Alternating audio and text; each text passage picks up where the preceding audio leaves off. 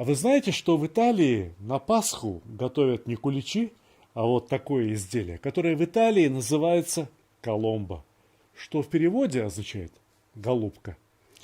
А куличи, то, что мы называем куличами, в Италии называется панеттоне, и их готовят на Рождество.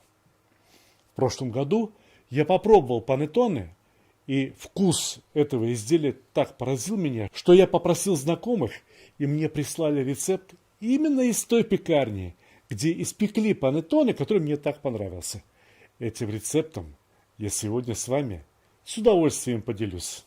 Знаете, он немного сложный, но зато результат. Хотите посмотреть, каков результат? Во-первых, приготовьтесь к тому, что вам понадобится очень много посуды, мисок, чашечек, тазиков. Но сложен этот рецепт не поэтому. В этом рецепте очень много шагов. Ни один из этих шагов не представляет никакой трудности. Просто надо все сделать по графику.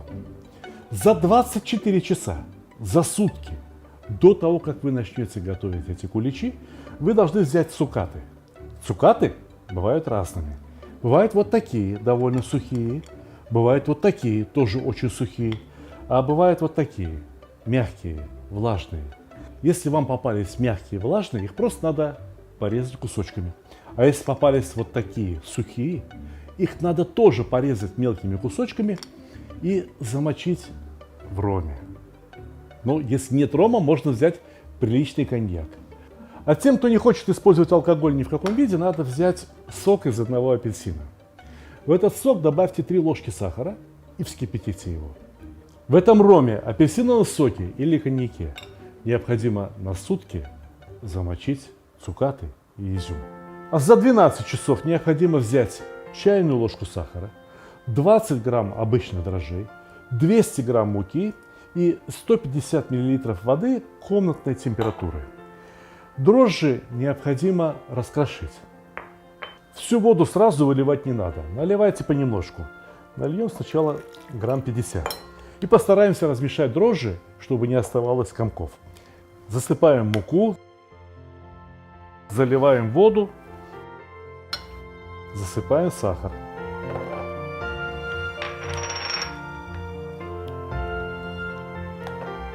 Ничего сложного в этом процессе нет, и все, что нам необходимо, это терпение и аккуратность.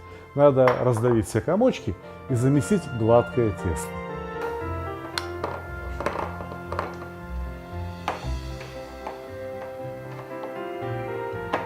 Покатайте тесто по столу, пока оно не станет гладким и ровным.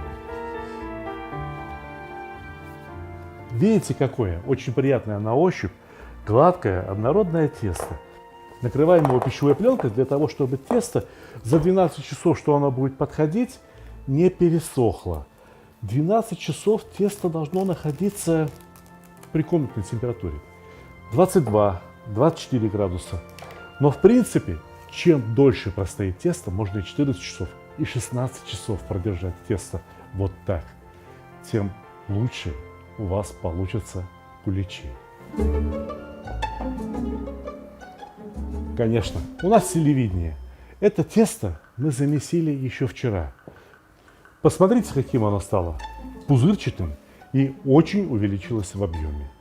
Но тесто со вчерашними дрожжами нам понадобится позднее. А сейчас нам нужны еще одни дрожжи. 50-60 грамм. Я их крошу точно так же. В эти дрожжи наливаем 50 грамм теплого молока. Насколько теплого? Настолько же теплого, насколько человеческое тело теплое. 30-40 градусов. Размешиваем дрожжи с молоком до однородности и пусть пока постоят в сторонке. А теперь берем миску, в которой мы будем замешивать тесто. Сначала насыпаем все сухие продукты. 750 грамм муки. 190, чуть-чуть не хватает до 200 грамм сахара. 1,5-2 чайные ложечки соли, 14 грамм. И сюда же натираем цедру. Сначала апельсиновую. Как только полетели брызги эфирного масла, в доме запахло праздником. Ну, а теперь лимон.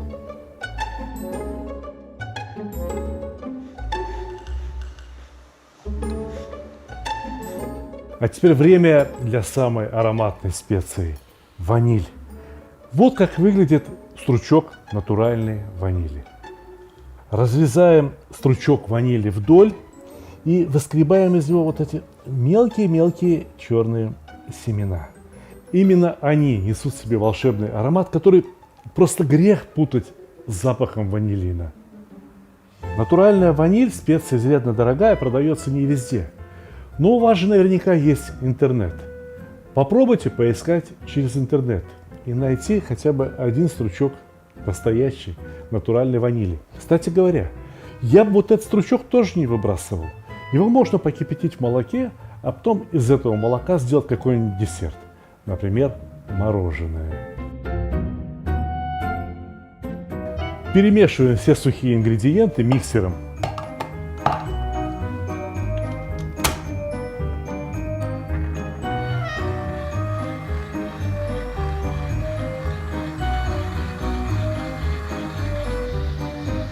А теперь вливаем жидкую часть теста. Молоко комнатной температуры и разведенные дрожжи.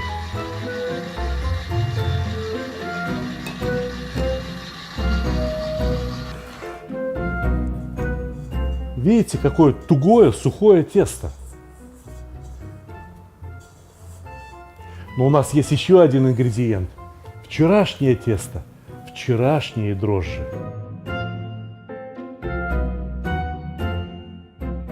И еще столовая ложка меда.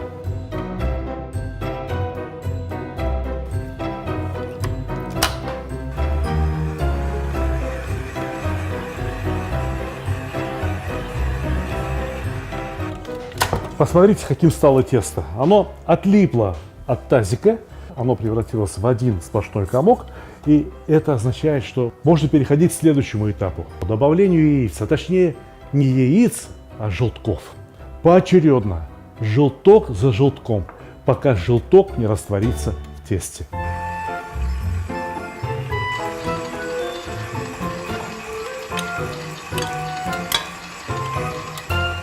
С добавлением яиц тесто становится все более тягучим. Может возникнуть вопрос, а как же раньше без таких электрических машин люди справлялись? Очень просто. Брали хороший тазик, брали хорошую ложку и вот так вымешивали тесто. Мускулатура была что надо.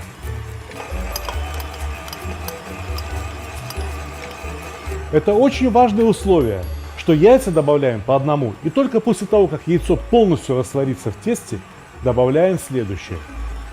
По этому же принципу добавляется в тесто и сливочное масло. 300 грамм по кусочку. Масло должно быть теплое, комнатной температуры, но не растаявшее.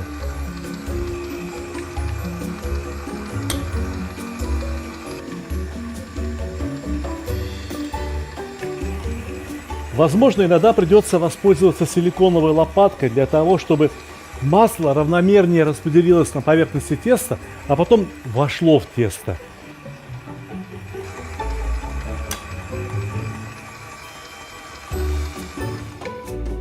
Обратите внимание, каким стало тесто.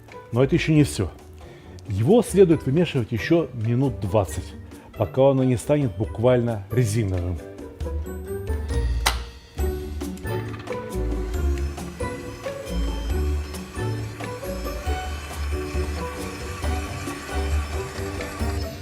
Ну вот, прошло 20 минут. Хорошо, что вот есть. Представляете себе, стоять бы и руками это месить. Но теперь можем проверить тесто, каким оно получилось. Посмотрите, я беру его руками, поднимаю, и оно очень хорошо тянется. Тесто стало очень эластичное и очень прочное. Это означает, что можно переходить к следующему этапу. Теперь в тесто можно добавить цукаты и изюм.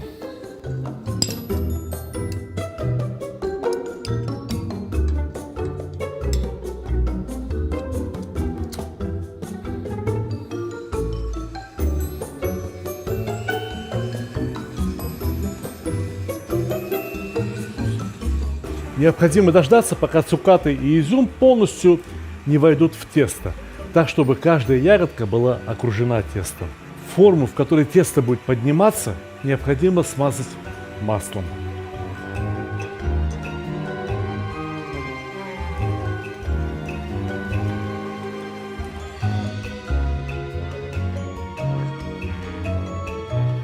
перекладываем тесто. Видите, каким оно стало? Как будто бы густая, очень сильно загустевшая вареная сгущенка. Вот такой консистенции. И теперь еще один долгий этап. Тесто должно подойти.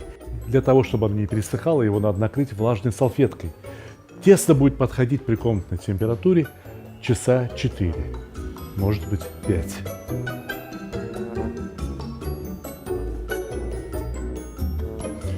Формы для выпечки этих куличей понадобятся только бумажные. У меня есть отличные керамические, очень красивые, но они сюда не подойдут. Я вам попозже объясню, почему.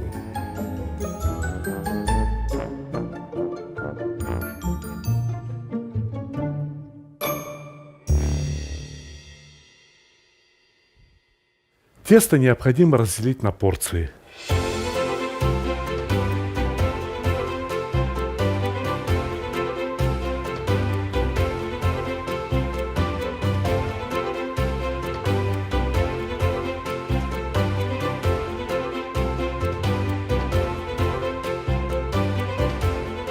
Кругленький, гладенький, красивенький.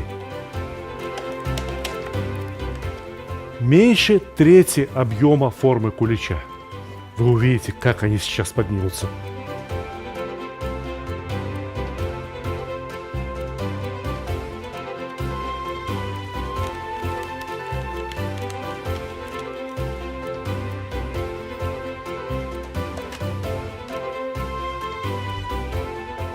В принципе, из теста на килограмм муки можно сделать 6 куличей. Килограмм муки дает в итоге 3 килограмма теста. Но помимо куличей, я очень хочу сделать ватрушки. Вот с детства люблю ватрушки. С творогом, с джемом, с чем угодно.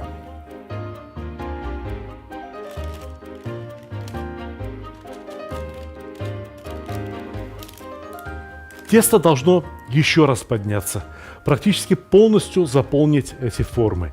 И для того, чтобы оно не пересохло, я еще раз накрываю его влажной салфеткой.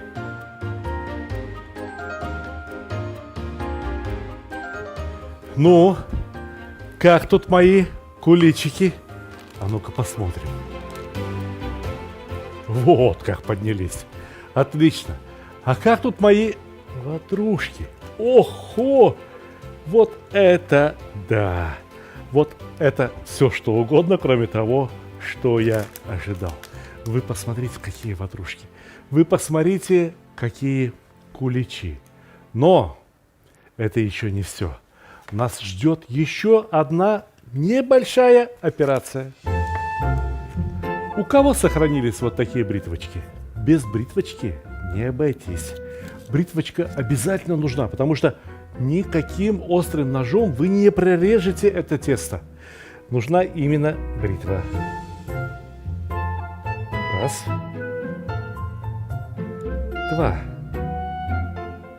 Раз. Два. Раз. Два. А теперь мы разводим тесто по разрезу и делаем пальцем небольшое углубление.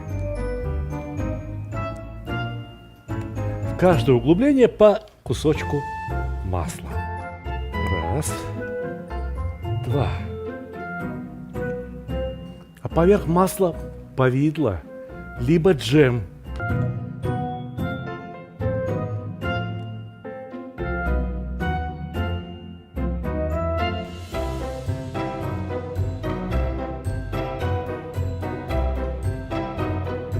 Духовка нагрета до 170 градусов. Ставим ватрушки в духовку.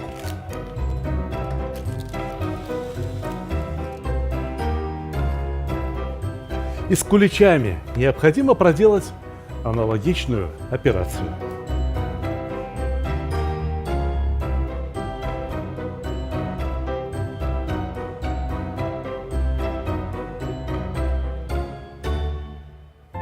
Мы приподнимаем эти кончики для того, чтобы положить под каждый конец по кусочку сливочного масла.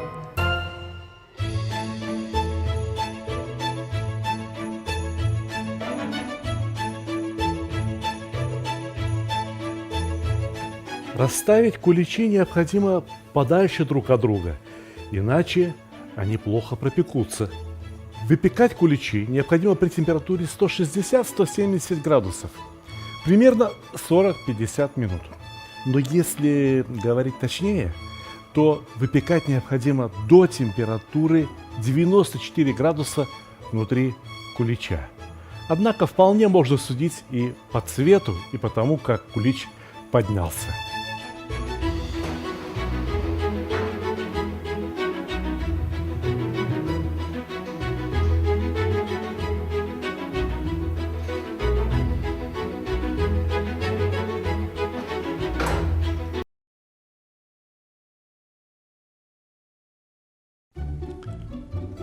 Самый лучший подарок – тот, который приносит радость и удовольствие, особенно если речь идет о мужских удовольствиях.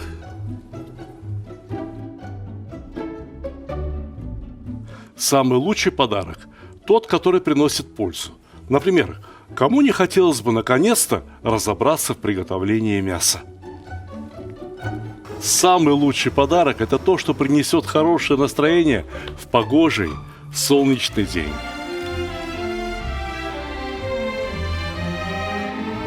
Самый лучший подарок – тот, что способен научить чему-то полезному и вкусному, ведь казан на кухне, как рояль в оркестре.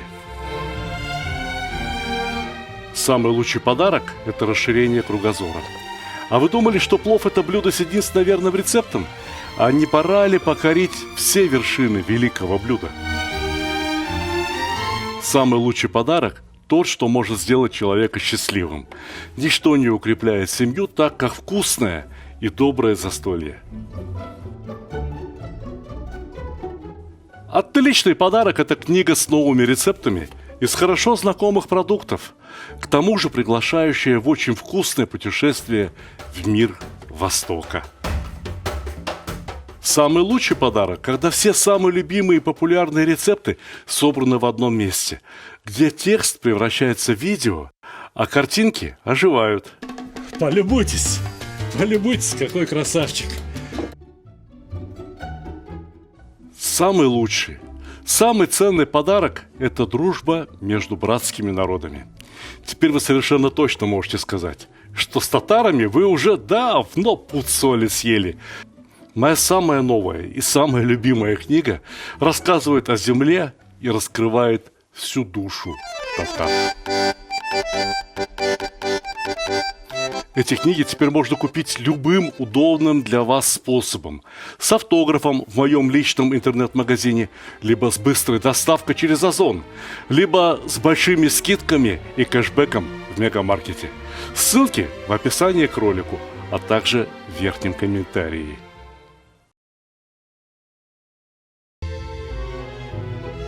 Думаете, это все? Нет, это еще не все.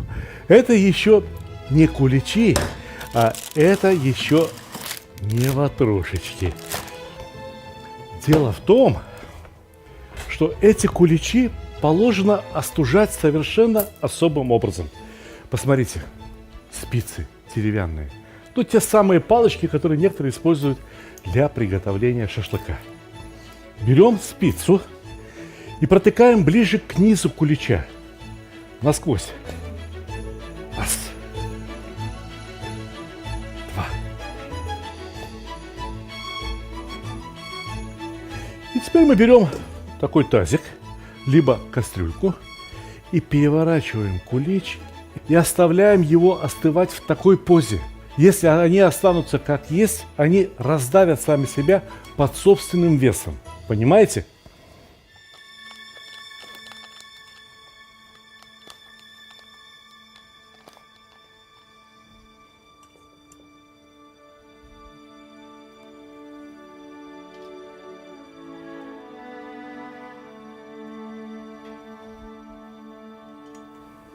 А ватрушкам хорошо. Они плоские, и поэтому их вверх ногами остужать не надо. Но все-таки пусть немного остынут, прежде чем мы их украсим. Я бы хотел, чтобы все люди на земле забыли о межрелигиозных распрях. Чтобы мусульмане поздравляли христиан с Пасхой, а христиане поздравляли мусульман с Навруз Байрамом или с Курбан-Байрамом. Ведь это так приятно дарить друг другу добро. Я знаю, что сейчас все ждут, когда же я разрежу этот кулич. Этот я не разрежу, внутри он еще теплый, нельзя его резать. Я разрежу вам тот, который мы приготовили вчера, во время репетиции. Но вы не расстраивайтесь. Особенность этих куличей в том, что они очень долго не черствеют. Они могут стоять как свежие месяц, а может быть даже и больше. Поэтому мы сейчас разрежем то, что приготовили вчера, и попробуем.